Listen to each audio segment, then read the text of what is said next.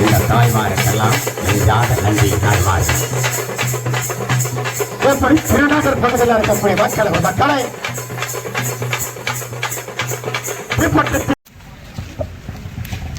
கிழக்குறிச்சி திருநகர் பகுதியை சார்ந்திருக்கின்ற இந்த பகுதியினுடைய அன்பு வாக்காளர் பெருமக்களே, நடந்து முடிந்த நாடாளுமன்ற தேர்தலில் ஒரு வரலாறு காணாத வெற்றியாக ஏறத்தாழ 3,13,000 வாக்குகள் வித்தியாசத்தில் வெற்றி பெற்ற நமது எம்பி துரை வைகோ அவர்கள் உங்களை தேடி உங்களை நாடி உங்களிடம் நன்றி தெரிவிக்க இன்றைக்கு வருகை தந்திருக்கின்றார். இந்த நல்ல நிகழ்வை ஏற்பாடு செய்திருக்கின்ற ஒன்றிய கழகத்தினுடைய செயலாளர் அண்ணன் கங்காதரன் அவர்களே, அவைத்தலைவர் பாலசுப்ரமணியன், கிருஷ்ணன், கிளை செயலாளர்கள் செபஸ்தியார், சௌரிராஜுலு, சிவசுப்பிரமணியன், ராஜ்குமார், வேம்பு, ஊராட்சி மன்ற தலைவர் ஜோஸ்வின் ஜெய, வணக்கங்கள். குறிப்பாக இங்கே நம்முடைய மாண்புமிகு தமிழ்நாட்டினுடைய முதலமைச்சர் அவர்கள் நம்மிடம் யாரை நம்பி இங்கே ஒப்படைத்திருக்கிறார் என்று சொன்னார், மறுமலர்ச்சி திராவிட முன்னேற்ற கழகத்தினுடைய முதன்மை செயலாளராக இருக்கக்கூடிய நம்முடைய துரை வைகோ அவர்களை நம்மை நம்பி அனுப்பி வைத்தார். நமக்கான பெருமை என்பது என்னதான் திருச்சி நாடாளுமன்றத்தில் 6 சட்டமன்ற தொகுதிகள் வருகிறது என்று சொன்னாலும் அதிகப்படியான வாக்கு வித்தியாசத்தை தந்த தொகுதி எதுவென்று சொன்னால் நம்முடைய திருவெரும்பூர் தொகுதி தான். ஏறத்தாழ 69,867 வாக்குகள் வித்தியாசத்தை நாம் தந்திருக்கின்றோம்.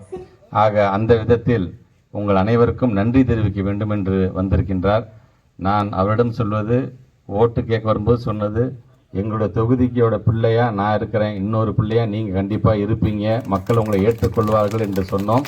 அதனால தான் நான் நிற்கும்போது கூட 49,767 வாக்கு வித்தியாசத்தில் ஜெயித்தேன். ஆனால் இவர் நிற்கும்பொழுது இன்னும் கூடுதலாக 20,000 வாக்குகள் அதிகமாக பெற்று 69,867 வாக்குகள் வித்தியாசத்தில் இன்றைக்கு அவர் நம்முடைய தொகுதியில் வென்றிருக்கின்றார். ஆக அவர் நம்மோடு சேர்ந்து உங்களுடைய சட்டமன்ற உறுப்பினராக 2வது முறையாக தேர்ந்தெடுக்கப்பட்டதிலிருந்து அந்தந்த பகுதிக்கு என்னென்ன தேவை என்பதை செய்து கொண்டிருக்கின்ற அதே வேளையில் அவரும் நாடாளுமன்ற உறுப்பினராக தன்னுடைய தொகுதி நிதியிலிருந்து நம்முடைய திருவெரும்பூர் தொகுதிக்கு மக்களுக்கான அடிப்படை பிரச்சனைகளை தீர்த்து வைப்பதற்கு நிதி கண்டிப்பாக ஒதுக்கி தருவார். அது மட்டும் இல்லாமல் நம்முடைய திருச்சி மாவட்டத்தின் வளர்ச்சிக்காக இன்னமும், ஏன்னா நாடாளுமன்றம் முடிஞ்சு 1 மாதத்தில் நாடாளுமன்றத்துக்கு சென்று பல கருத்துக்களை அங்கே எடுத்து வைத்திருக்கின்றார். நம்முடைய திருச்சியோடைய வளர்ச்சிக்காக, தமிழ்நாட்டினுடைய வளர்ச்சிக்காக, ஏன் சில நேரங்களில் ஒட்டுமொத்த இந்தியாவோட பிரச்சனைக்கும் தன்னுடைய குரலை கொடுத்திருக்கின்றார். ஆக அப்படிப்பட்ட துரை வைகோ அவர்கள் இங்கே நம்மிடம் இப்பொழுது நன்றி உரையாற்றுவார்.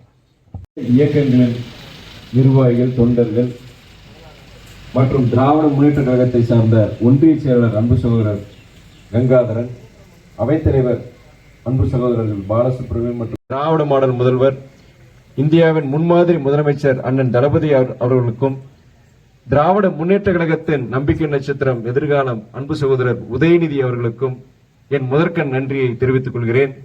நம்முடைய சகோதரர் என் உடன்பரவா சகோதரர் சொல்லிட்டு இருக்கிறேன் நான். ஏன்னா அவர் சொன்ன மாதிரி தேர்தலில் வாக்குகள் கேட்கும் போது என்ன சொன்னாரு, என்ன எப்படி நீங்க உங்க வீட்டு பிள்ளையா ஏத்துக்கிட்டீங்களோ அதே மாதிரி துரை வைகோ உங்க வீட்டு பிள்ளை இன்னொரு பிள்ளையா நீங்க ஏத்துக்கணும்னு சொல்லிட்டு அததான் கோரிக்கையை வச்சாரு. அதே நீங்க உள்மனதுல வாங்கினதுனாலதான் எனக்கு கூடுதலா 20,000 வாக்குகள் பெற்று கிட்டத்தட்ட 70,000 வாக்குகள் வித்தியாசம் வெற்றி பெற வச்சிருக்கிறீங்க. உங்கள் வீட்டு பிள்ளையா அவர் எப்படி ஒரு பிள்ளையா இருக்கிறாரோ அதே மாதிரி நானும் தான்.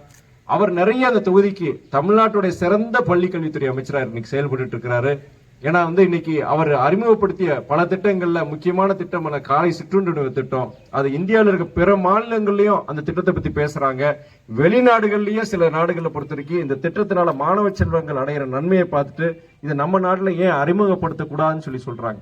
அந்த அளவுக்கு ஒரு சிறப்பான திட்டங்களை கொண்டு வந்த ஒரு அமைச்சர் மாத்திரம் கிடையாது, சிறந்த சட்டமன்ற உறுப்பினர் கூட சொல்லலாம். ஏன்னா இந்த தொகுதிக்கு அவர் முடிஞ்ச வரைக்கும் என்னெல்லாம் செய்யலாமோ அதை முடிஞ்ச வரைக்கும் செஞ்சிட்டு இருக்கிறாரு. அவருடைய மக்கள் நல பணிகள் இனியும் சிறக்குமாறு என்னுடைய பங்களிப்பு கண்டிப்பா இருக்கும். என்ன நான் வாக்குகள் கேட்க பொழுது நம்ம அமைச்சர் வச்சுக்கிட்டு நான் சொன்னேன், என்ன சொன்னேன்னா, நீங்க பெருமைப்படுற மாதிரி உங்களுக்கு உழைக்கக்கூடிய ஒரு உண்மை ஊழியனாக ஒரு சிறந்த நாடாளுமன்ற உறுப்பினராக நான் செயல்படுவேங்கிற ஒரு வாக்குறுதி நான் கொடுத்தேன். அந்த வாக்குறுதிக்கு ஏற்ப கடந்த சில வாரங்களாக நம்மளுடைய அங்க டெல்லியில நாடாளுமன்ற அந்த கூட்டத்தொடர்ல நம்ம தொகுதி பிரச்சனைகள், நம்ம தொகுதிக்கு தேவையான திட்டங்கள், அந்த திட்டங்களுக்கு தேவையான நிதி, இது குறித்து நான் பேசியிருந்தேன். குறிப்பா நம்முடைய பொதுத்துறை நிறுவனங்கள் BHEL, HABP பொன்மணியில் இருக்க ரயில்வே தொழிற்சாலை இதெல்லாம் பொறுத்த வரைக்கும் 10 வருஷத்துக்கு முன்னாடி ரொம்ப சிறப்பா இருந்தது. இன்னைக்கு அந்த சிறப்பு கிடையாது. ஏன்னா முன்னாடி அதை நம்பி லட்சக்கணக்கான பேர் இருந்தாங்க. இன்னைக்கு காவாசி கூட கிடையாது. பழையபடி இந்த பொதுத்துறை நிறுவனங்கள் சிறப்பா செயல்படணும். அதுக்கு ஒன்றிய அரசு கண்டிப்பா அதுக்குண்டான பங்களிப்பு இருக்கணும். அப்படி இந்த பொதுத்துறை நிறுவனம் சிறப்பா செயல்பட்டாங்கன்னா நம்ம பகுதியை சேர்ந்த பல்லாயிரக்கணக்கான இளைஞர்களுக்கு புதிய வேலை வாய்ப்புகள் உருவாகும் சொல்லி பேசியிருந்தேன். நம்ம திருச்சியில மெட்ரோ ரயில் திட்டம் மறுக்கப்பட்டது. அந்த திட்டம் வந்து திருச்சிக்கு வந்து சரி அவங்க சொன்னாங்க. ஆனா அதுக்குள்ள ஆய்வு செஞ்சாங்க. எல்லாம் சொல்லிட்டு இந்த தடவை அந்த திட்டத்தை பத்தி பட்ஜெட்ல எதுவுமே கிடையாது. அது குறித்து நான் பேசியிருந்தேன் நானு. அதனால வந்து எனக்கு வர்ற காலங்களிலையும் பொறுத்த வரைக்கும் இந்த திருச்சி தொகுதிக்கு என்னென்ன முக்கியமான திட்டங்கள், அந்த மக்களுக்கு பயன்பெறக்கூடிய என்னென்ன திட்டங்களோ அதுக்குண்டான நிதி ஒதுக்குறதுக்கு நான் முடிஞ்ச வரைக்கும் ஒரு நாடாளுமன்ற உறுப்பினர் நல்லபடியா நான் செயல்படுன்னு சொல்லிட்டு, அதே நேரத்தில் நம்மளுடைய நீங்க ஒரு வரலாற்று சிறப்புமிக்க ஒரு வெற்றியை நீங்க பெற்றுக் கொடுத்திருக்கீங்க. 3,13,094 வாக்குகள் வித்தியாசத்துல நீங்க வெற்றி பெற வச்சிருக்கிறீங்க. இப்படிப்பட்ட ஒரு வரலாற்று சிறப்புமிக்க வெற்றியை நீங்க பெற்றுக் கொடுத்திருக்கீங்கன்னா அதுக்கு வித்திட்டவர்கள் யாரும் பாத்தீங்கன்னா 2 பேர். நம்முடைய மூத்த அமைச்சர் அண்ணன் KN நேரு, மற்றபடி நம்முடைய பள்ளிக்கல்வித்துறை அமைச்சர் நம்முடைய சகோதரர் மகேஷ் பொய்யாமொழி. இந்த அவங்களுக்கு உறுதுணையா இருந்த மற்ற நிர்வாகிகள், உங்களை போன்ற நிர்வாகிகள், தொண்டர்கள், நீங்க எல்லாரும் அரும்பாடுபட போய் தான் அந்த வெற்றியை நம்ம பெற முடிஞ்சது. மறுபடியும் எங்கள் இயக்கத்தந்தை தலைவர் வைகோவின் சார்பிலும், எங்கள் இயக்கம் மறுமலர்ச்சி திராவிட முன்னேற்ற கழகத்தின் தொண்டர்கள் ஒவ்வொருவரின் சார்பிலும் என் கோடானு கோடி நன்றியை நான் உங்களிடம் தெரிவித்துவிட்டு நான் விடைபெறுகின்றேன். நன்றி, வணக்கம். தலைமையே இந்த திருநகர் பக்கத்தில் இருக்கக்கூடிய அனைத்து இல்லங்கள்லாடி அதை தீப்பற்றி சின்னத்தை மக்களித்த மக்களுக்கு நான் சொல்லி வந்து கொண்டிருக்கிறேன். உங்களால் தேர்ந்தெடுக்கப்பட்ட சகோதரி ஜோஸ்பின் ஜெயராஜ் அவர்களே, உங்கள் அனைவருக்கும் இனிய மாலை வணக்கத்தினை தெரிவித்துக் கொள்கிறேன்.